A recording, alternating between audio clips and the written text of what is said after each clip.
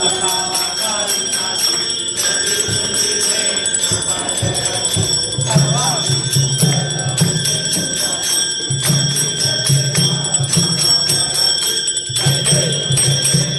त्याचबरोबर पिंपळेश्वर महादेव मंदिरच्या सगळ्या ट्रस्टींचे पण या ठिकाणी खूप खूप अभिनंदन करतो की गेले अनेक वर्ष जो प्रश्न प्रलंबित होता जागेचा तो प्रश्न देखील या ठिकाणी मार्गी लागला।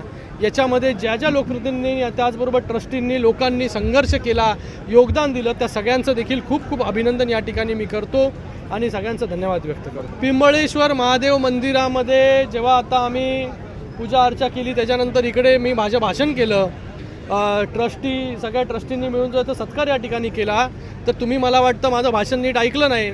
त्यामध्ये मी सगळ्यांचं नाव जे आहे ते या ठिकाणी घेतलेलं आहे। हे काम जे आहे ते कुठल्या एकामुळे जे झालेलं नाही, गेले अनेक वर्षाचा संघर्ष जो आहे हा पिंपळेश्वर महादेव मंदिराच्या मागे आहे।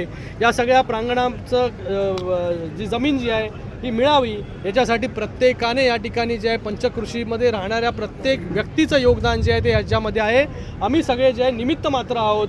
जेव्हा शिंदेसाहेब मुख्यमंत्री होते, आता जे आहे मुख्यमंत्री देवेंद्र फडणवीस साहेब आहेत, त्याचबरोबर उद्योगमंत्री उदय सामंत जी आहेत, त्याचबरोबर प्रदेशाध्यक्ष रवींद्र चव्हाण साहेब असतील, आमचे राजेशजी मोरे असतील, त्याचबरोबर आमचे जिल्हाप्रमुख असतील, प्रत्येक ट्रस्टी असेल या मंदिराचा, या सगळ्यांचं योगदान जे आहे याच्यामध्ये आहे। मला ट्रस्टींनी सांगितलेलं आहे, पण तारीख जी आहे ती आता 8 तारीख बोलत आहेत, तर नक्कीच या ठिकाणी मोठा उत्साह जो आहे तो या ठिकाणी होईल। कारण की गेले अनेक वर्षाच्या संघर्षानंतर या ठिकाणी पिंपळेश्वर महादेव मंदिराची जमीन जी आहे ही पिंपळेश्वर महादेव मंदिर ट्रस्टला परत मिळालेली आहे।